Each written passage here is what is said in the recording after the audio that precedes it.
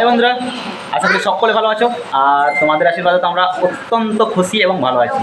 কারণ এখন দেখো পাচ্ছে রাত্রি 9টা, আর 9টার সময় মা বাবু এবং আমি বসে পড়েছি একটা ব্লগ শ্যুট করার জন্য। তো ব্লগটা এই কারণেই করতে চলেছি যে মামার বাড়িতে আজকে বোলপুরে এসেছি, আর বোলপুরে এসে অত্যন্ত খুশি। তো শুধু আমি নয়, এসছে একজন বড় গেস্ট, তার সঙ্গে তার মিসেস মানে আমাদের দিদি। কিন্তু সেটা কে অবশ্যই তোমাদেরকে দেখাবো, আর অবশ্যই কন্টিনিউ করা ভিডিওটা। কারণ এই যে বোলপুরে বৃষ্টি শুরু হয়ে গেছে এবং আমরা এসে গিয়ে ফেঁসে গেছি, না বৃষ্টিতে ফেঁসে যাওয়ার মতোই অবস্থা, মানে কোথাও বেরোতে পারছি না। তার জন্য দেখলাম ভিডিওটা শুরু করাই যাক। তো ওকে, আমরা দেখাতে থাকবো। তো মা বাবু তার আগে কিছু বলবেন। হ্যালো গাইস, তোমরা দেখতে থাকো। আজকে একটা ভিডিও বানাচ্ছি, ঠিক আছে? আজকে আমাদের বাড়িতে আমার ভাগ্নে বলে এসছে, আমার সত্যি খুবই ভালো লাগছে। বুদ্ধদেব এসছে, মামনে এসছে, আমার ছোট্ট ভাগ্নে এসছে, তারপরে সুদীপ ভাগ্নে এসছে। মানে আমি এখন সবারই মামা, একদম একদম ঠিক আছে? আমার খুব ভালো লাগে এবং এতে ব্যবহারগুলো আমার খুব ভালো লাগে।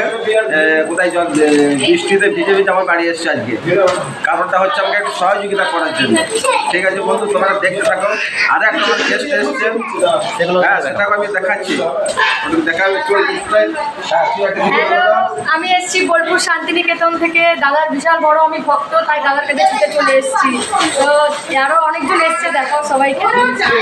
অবশ্যই সবাইকে দেখাবো, কিন্তু মামার পায়ে স্থান পেয়েছি বলেই আমি কিন্তু দ্বিতীয়বার এসেছি। আর সুদীপদা ফার্স্ট টাইম, মানে সুদীপদার জন্য এবং মামাদিদির জন্যই আবারও আসা।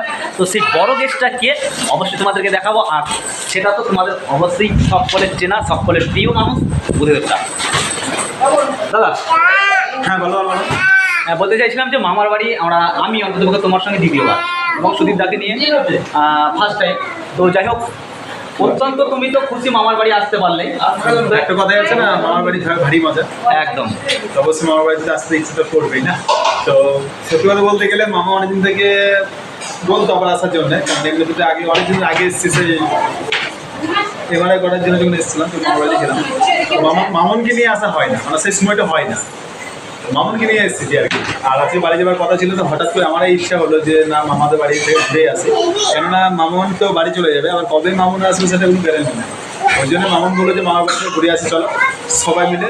আর সুদীপটা ছোট্টু এরা তো সবসময় আসতে পারবে না, তাই না? প্রথমবার আসলাম তো ওইটাই। আর ভিডিওর মধ্যে যাকে না নিলেই নয়, যাকে ভিডিওতে না দেখালেই নয়, সে সবচেয়ে স্পেশাল গেস্ট আমার দিদি আসতে চলেছে আমাদের এই ভিডিওর মাঝখানে। দিদি যদি একটু আসো। এটা আমার সেই লক্ষ্মী দিদিটা, অবশ্যই তোমরা সকলে চিনো, তোমাদের সকলের প্রিয় দিদি। তো দিদি যদি একটু কিছু বলো। কি বলবো? মামাদের বাড়ি এসে কেমন আমারও লাগছে? খুব ভালো লাগে এখানে আসতে, কিন্তু আসার সময় হয় না, আমিও না, কাজের সূত্রে আসা হয় না।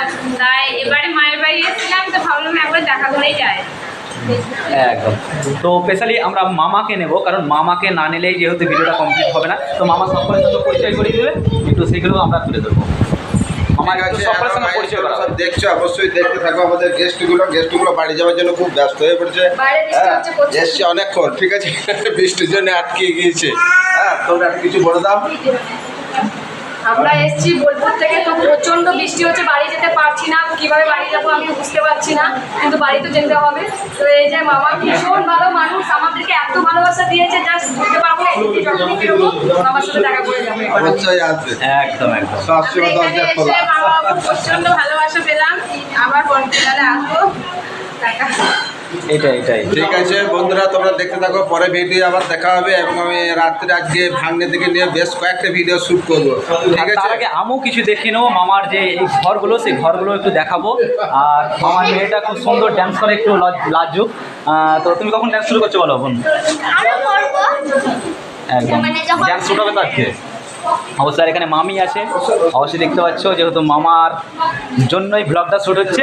মামি, আমরা এসেছি, আর একবারও এসেছিলাম, তো আমরা তো খুব আনন্দ পেয়েছিলাম। এখন কেমন আনন্দে আছেন বলুন? একদম একদম, ভালো লাগছে। কারণ মামিরা ভালোবাসা দেয় বলে আবারও ছুটে চলে এসেছি। একদম একদম।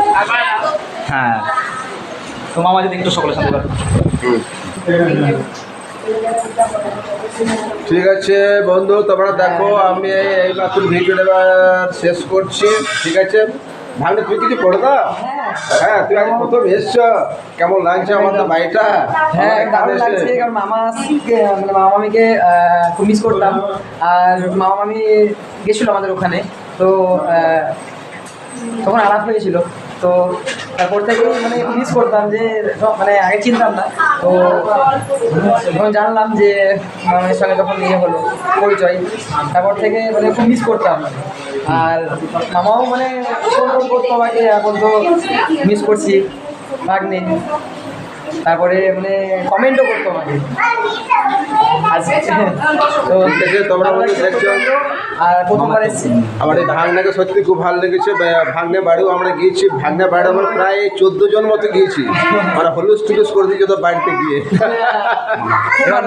আমার খুব ভালো লেগেছে। মামার এই এই যে অত্যন্ত প্রিয় ভাগ্নে এবং ভাগির বৌমার কাছে মামা যাবে একটু ভিডিও করতে। ওদেরই ফেস লাগে মামা। আমরা একটু যাবো মামাকে নিয়ে। এই যে মামাটার কাছে এসছে, একদম এই যে মামার কিছুটা বলে দাও, বৃষ্টিতে কেমন ভালো লাগছে? ভালোই লাগছে মামাদের বাড়ি এসেছি।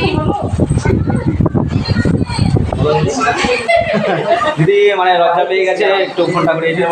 মানে এটা মামা শ্বশুর হচ্ছে দিদির, মানে মামা, একদম মামা। আর এখানে অবশ্যই আমার তাদের ভালো লাগে। ভাগ্নে।